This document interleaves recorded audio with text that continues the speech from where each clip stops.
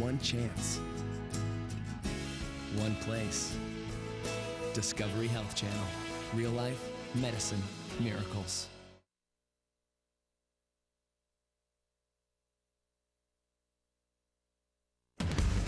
Impact. How much can the human body take? A rookie cop stops to help a man in the street and is shot 4 times. These are stories of survival, about real people pushed past their limits, lives forever changed by a moment of impact.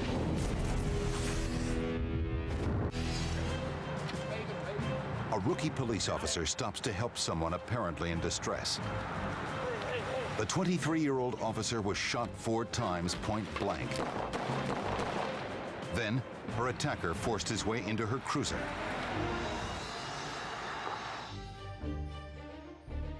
On February 2nd, 1998, recent Police Academy graduate Katie Conway was flagged down on a deserted downtown street of Cincinnati, Ohio. Before she even put the car in park, the man attacked her, then pulled out a .357 Magnum. The assailant then hijacked the patrol car and began driving with Katie still inside. Katie's body was riddled with bullets. She was beginning to bleed profusely. But the newly trained cop was still conscious. As she struggled with her attacker, she reached for her radio.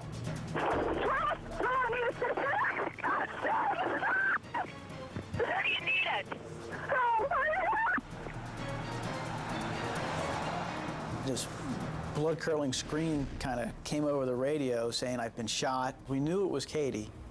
We knew she was in trouble, but we just didn't know where she was at. Katie could be shot again at any moment. She couldn't risk using her radio again. As we're heading downtown, we had no idea where to look for her. Katie had just one chance to save herself. She got her gun out of her holster and fired. Both shots hit her attacker, sending the car careening out of control. I see off to our left another police car coming at us. I accelerated through the intersection, and that police car clipped us in the back end. The impact didn't stop Katie's cruiser. At 35 miles an hour, the car crashed straight into a concrete wall.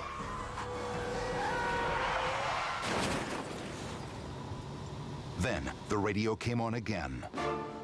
I've been involved in a shooting on Central Parkway, north of Liberty, and some help. The officers realized it was Katie's cruiser that had crashed. They raced over. My first impression when I saw Katie was, I'm looking at a dead policeman. Katie, who was in the passenger seat of the car, she still had her gun on the feller. We have computers in our car that sit between the 2 seats. Her body from the impact actually hit that computer and it blew it up. I mean, there were parts everywhere. She was just looking at me through the window. It was this, ghostly blank stare. And I'm begging her. I said, "Katie, you gotta open the door. You gotta unlock the door." She finally opened the door. When she opened the door, we held her.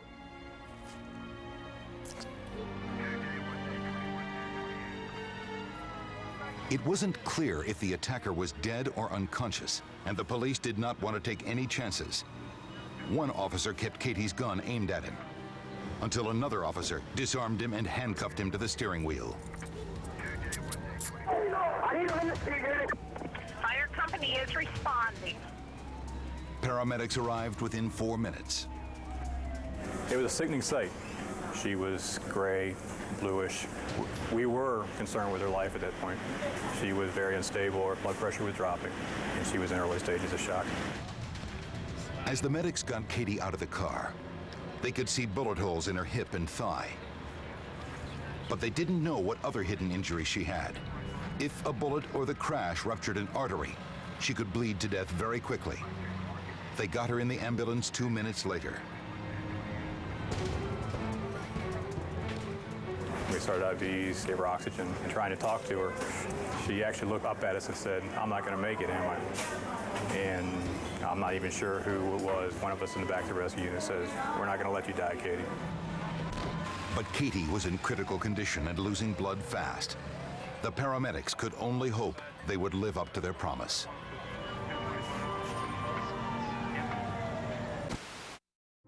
On the next groundbreaking episode of Dr. G, Medical Examiner, the death of a loved one. No doctors gave me no answer to what was going on. Why? Is surrounded by accusations and assumptions. She really felt strongly that something happened sinister to her daughter while in the hospital. It's up to Dr. G to separate fact from fiction. Some things we've just never seen before. You can never say you've seen it all. Dr. G, Medical Examiner, Friday night at 9 on Discovery Health Channel.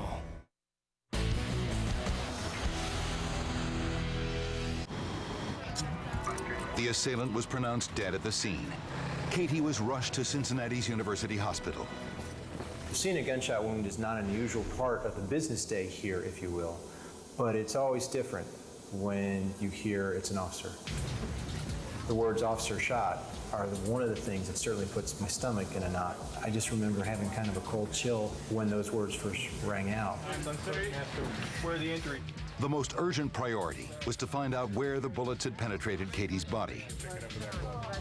If any one of them had severed a major blood vessel, she could bleed to death. As a nurse cut off Katie's uniform, Dr. Johannigman spotted a bullet lodged in her clothes. When I saw that, I knew it was a large caliber weapon. How do you get shot 4 times at point blank range with a .357 and then go on to survive? 2, 3. Bullets from a .357 Magnum travel at more than 800 miles an hour, faster than the speed of sound. When they enter the body, they create debilitating shock waves. It's exactly like a sonic boom. The shock wave an airplane pushes through air is similar to the shock wave a bullet pushes through tissue as it moves through a patient's body. The shock waves alone are strong enough to tear tissue, break blood vessels, and destroy individual cells. Any allergies to any medicine? It appeared that all the bullets had penetrated in the area of Katie's abdomen and hips. Dr. Johannigman was also worried about her spine. He asked Katie to wiggle her toes. She couldn't even feel them. Okay, she can't move her feet. How about here? Can you feel this? With Katie not moving her legs and with so many holes going in so many different directions, what we'd be worried about if one of those bullets had crossed through her spinal canal, and that would have left Katie unable to walk. Dr. Johannigman ordered a series of x-rays. The bullets had crossed near the major arteries serving her legs and the major arteries in the lower part of her abdomen. There was no way, short of taking her to the operating room, that we could make sure that she wasn't bleeding to death from those. Katie was rushed into surgery. All right. Dr. Johannigman inserted a camera into her abdomen to look at the path the bullets had taken. When the attacker shot Katie, one bullet grazed across her back, another went in and out her left buttock.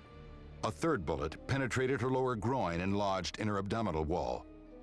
And a fourth bullet entered Katie's left thigh, traveled through both legs, and shattered the bone just below her right hip.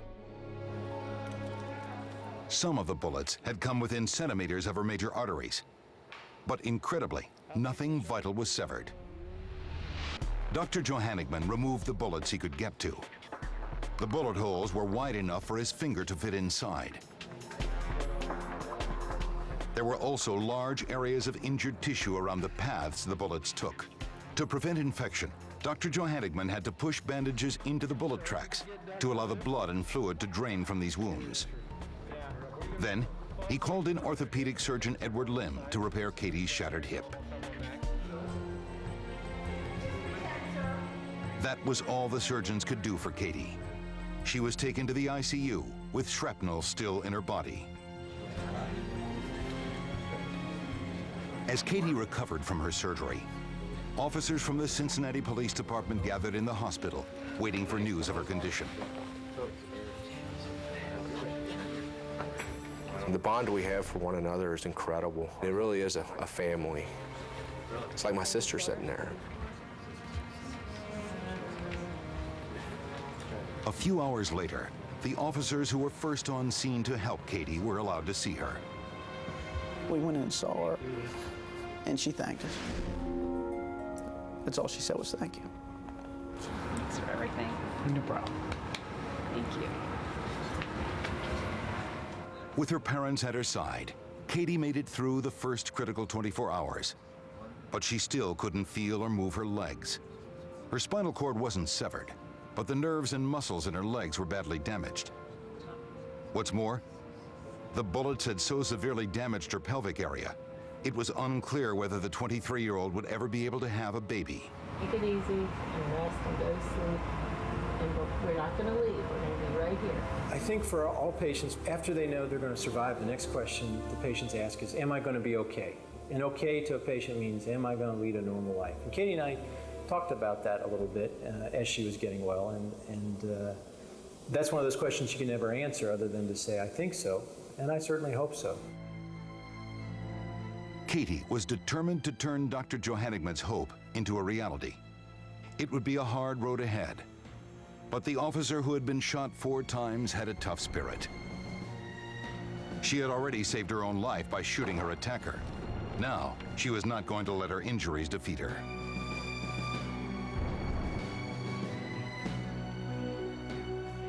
I was just happy to be alive. I kept thinking, if I'm going to be in a wheelchair, that's okay. I'm still alive. I'll learn to, be in a wheelchair or walk or whatever I needed to use to get around.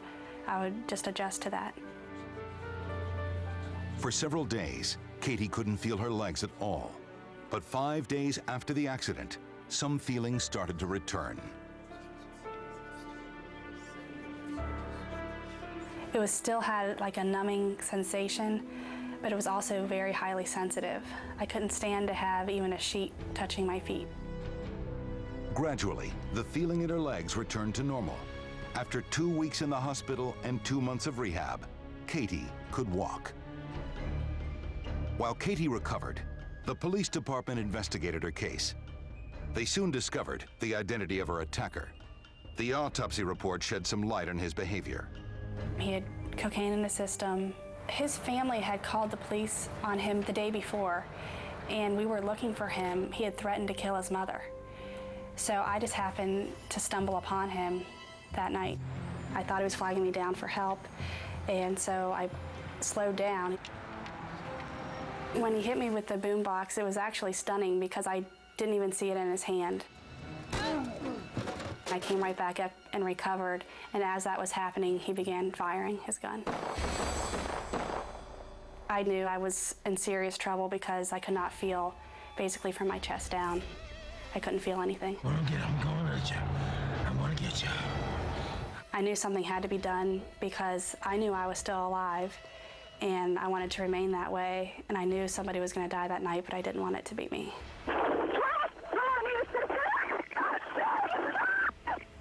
I made a conscious decision to shoot him. I did it in an effort to save my own life, and it's not something anybody ever wants to do, but it was something that was necessary to do that night. I had a window of opportunity to choose when to shoot. As I peeked my head up, I saw a little break in the traffic, and that's when I chose to shoot. As we crashed into the building, it was a relief in a sense because I knew it was all over. I knew I was safe, or as safe as I could be at that moment. I knew he was dead. I got back on the radio, gave my location of where I was, and I knew at that point help was on the way and I would be in good hands. Today, Katie's injuries are healed, but she can't run and therefore doesn't meet the requirements of a police officer. She's no longer with the Cincinnati Police Department, but she hasn't left law enforcement entirely. I've chose to go the paralegal route. That way I can still be involved in the legal field. Katie's recovery exceeded everyone's expectations. In January of 2000, she answered the only lingering question about her injuries. She gave birth to a beautiful girl named Kelly. I hope to have a long, happy, healthy life with my daughter and lots of happy times ahead.